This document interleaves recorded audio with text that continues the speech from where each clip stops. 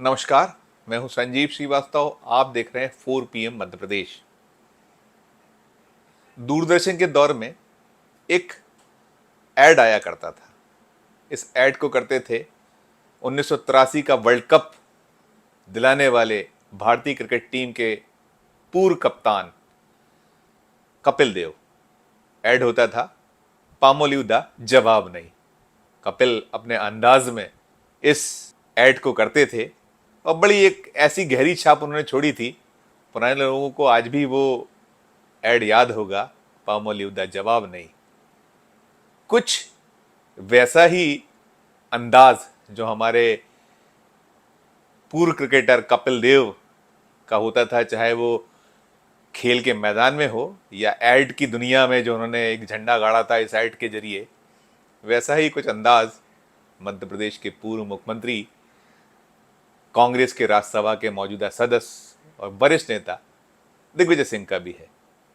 वो अपने अंदाज में कुछ ऐसा सिक्स लगा जाया करते हैं जिसकी चर्चा होती है। मध्य प्रदेश में इन दिनों विधानसभा के चुनावों को लेकर सरगर्मियां तेज हैं। टिकटें बंटने के बाद कांग्रेस में राजनीति चरम पर है। विरोध और प्रदर्शन हो रहे हैं।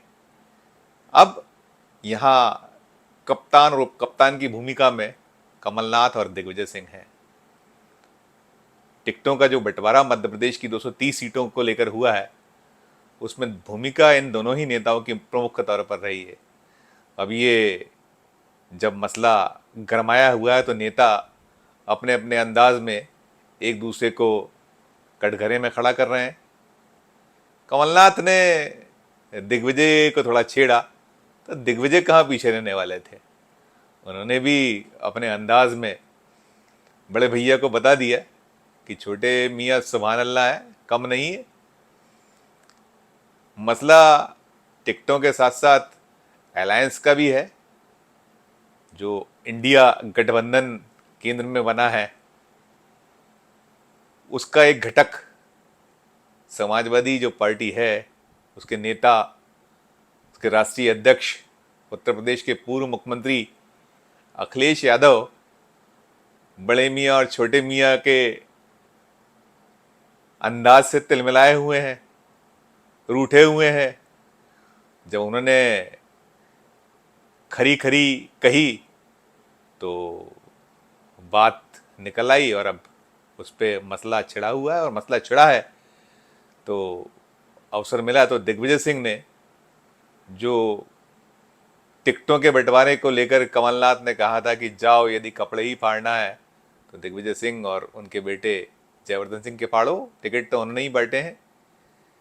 इसको लेकर तनातनी तो चल ही रही थी। हास प्रयास में एक दूसरे के मन के गुबार भी कमलनाथ और दिग्विजय सिंह ने सरे महफिल निकाले। अब दिग्विजय सिंह को और मौका मिला तो उन्होंने अखिलेश यादव वाला जो मसला है, समाजवादी पार्टी से जुड़ा जो ऐसा जो घटनाक्रम रहा है, उसे लेकर भी अपने दिल का गुबार अपने अंदाज में कपिल देव जो ऐड करते थे उसी अंदाज में कि पामोलिव दा जवाब नहीं, कुछ वैसे ही दिग्विजय सिंह ने भी बता दिया कि दिग्विजय सिंह दा जवाब नहीं। उन्होंने जो मध्य प्रदेश में संभावनाएं थीं, अभी एक एक सीट के लिए मारामारी होनी है, जो टिकट बटे हैं, टिकटों के बाद जो हालात बन रहे हैं उसमें ये माना जा रहा है कि भले ही बीजेपी की हालत खस्ता है, लेकिन कांग्रेस के लिए भी राह इतनी आसान नहीं है जैसे दिखाई दे रहा था या समझा जा रहा था। टिकटों के बंटवारे के बाद बहुत सारे पेच फंसे हुए हैं। दोनों दलों में बवाल मचा हुआ है। जिन्हें टिकट नहीं मिला है वो रूठे हुए हैं, ताल ठोक कर मैदान में खड़े हुए हैं। हालांकि अब उन्हें मान मुनव्वल और उन्हें वापस बैकफुट ले जाने के लिए प्रयास दोनों दल कर रहे हैं, लेकिन कांग्रेस में जो कुछ घमासान है उसे कम करने की जिम्मेदारी इस पूरे बवाल के लिए कहीं जिम्मेदार माने जा रहे दिग्विजय सिंह को ही मिली है। दिग्विजय सिंह ने मोर्चा संभाल लिया और मोर्चा संभालते ही उन्होंने बड़े मियाँ कमलनाथ जी को किस अंदाज में सपा से गठबंधन ना हो पाने को लेकर खड़ा किया है, पहले सुनिए क्या कह रहे हैं दिग्विजय सिंह, क्या वो रहस्य पे से पर्दा उठा रहे हैं कि क्यों नहीं गठबंधन हो पाया, क्या मुश्किलें आई। उन्होंने ये माना कि हाँ मेरे पास कमलनाथ जी ने भेजा था, सपा के लोग आए थे, तालमेल को लेकर चर्चा और बातचीत हुई थी और मैंने तो अपनी रिपोर्ट भेज दी थी, आगे बढ़ा दी थी।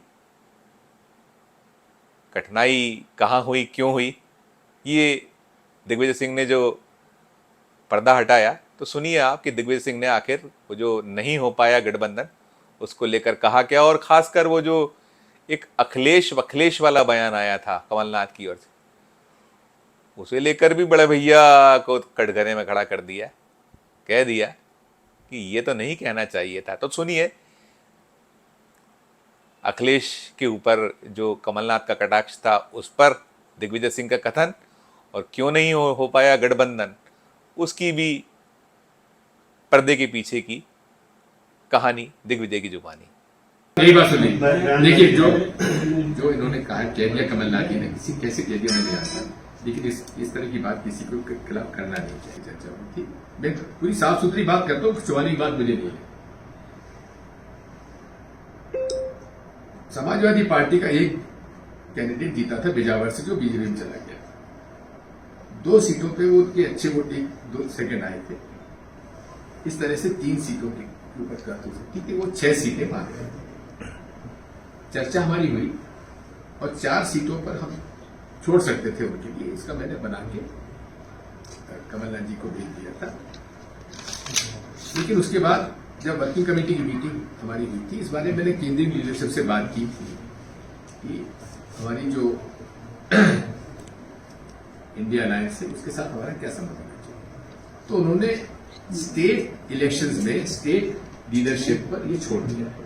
दिग्विजय बता रहे हैं कि हमने तो 4 सीटें ऑफर कर दी थी, सपा 6 चाहती थी और मामला आला कमान तक भी पहुंचा था। आला कमान ने राज्य की इकाई यानी कमलनाथ को अधिकृत कर दिया था। अब अटक कहाँ गई सुई ये नहीं पता, और अब अवसर है मुलायम सिंह के जो बेटे हैं अखिलेश यादव, उन्होंने दिग्विजय सिंह को भी आड़े हाथों लिया था। तो दिग्विजय सिंह अखिलेश की जुबानी ही अखिलेश को जवाब दे रहे हैं। वो उनके पिताश्री से अपने संबंधों का जिक्र करते हुए अखिलेश को एक बेहतर नेता, बेहतर बेटा बताकर क्या कुछ कह रहे हैं, ये भी सुनिए आप दिग्विजय क्या कह रहे हैं उनके बारे में। समाजवादी पार्टी मुलायम सिंह जी की मुझ पर बड़ी कृपा थी, जब वो मुख्यमंत्री थे मैं भी मुख्यमंत्री था। कुछ जैसे राजनेता हमने देखे नहीं आज, उनकी बड़ी कृपा रही। और जब भी मुझसे मैं टाइम मांगता था मुझसे मिलते थे, बातचीत। अखिलेश बेहद शरीफ व्यक्ति है, अच्छा लड़का है, पढ़ा लिखा है और उन्होंने बच्चे संभाली है, परिवार को संभाला है। हाँ, अब ये चर्चा कहाँ बिगड़ी मैं नहीं जानता, लेकिन कमलनाथ जी पूरी ईमानदारी के साथ समझौता करना चाहते थे। दिग्विजय ने कहा कि अखिलेश बहुत सुलझे हुए अच्छे नेता हैं। ठीक रहा तो पूरा उन्होंने कमलनाथ के सिर ही फोड़ दिया है। दिग्विजय सिंह ने मुलायम सिंह यादव के संबंधों, उनके द्वारा मिली मदद, सबका जिक्र करते हुए खुद जो उनके ऊपर आरोप लग रहे थे उससे एक तरह से पल्ला झाड़ लिया है। साथ ही वो अपने अंदाज में ये भी बयां कर रहे हैं कि लाख कुछ हो जाए, अखिलेश यादव बीजेपी से तो हाथ मिलाने वाले नहीं है, उन्हें मैं जानता हूं।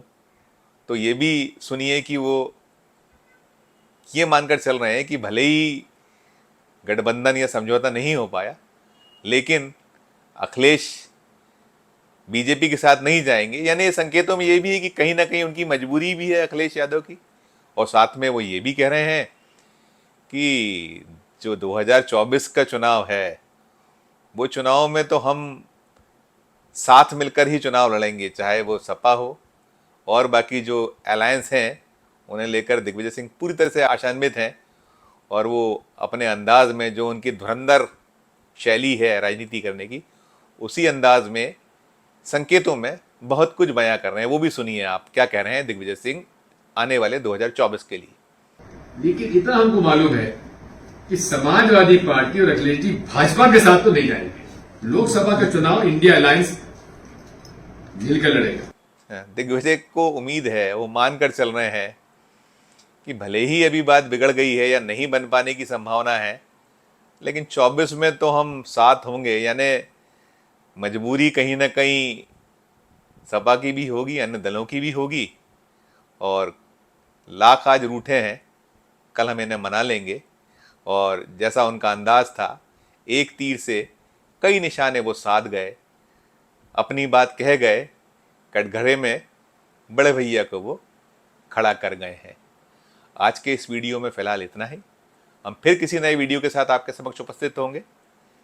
हमारा ये मध्य प्रदेश का चैनल नया है, इसे लाइक कीजिए, सब्सक्राइब कीजिए, हमारे वीडियो अन्य लोगों से शेयर कीजिए, हमारा हौसला बढ़ाइए।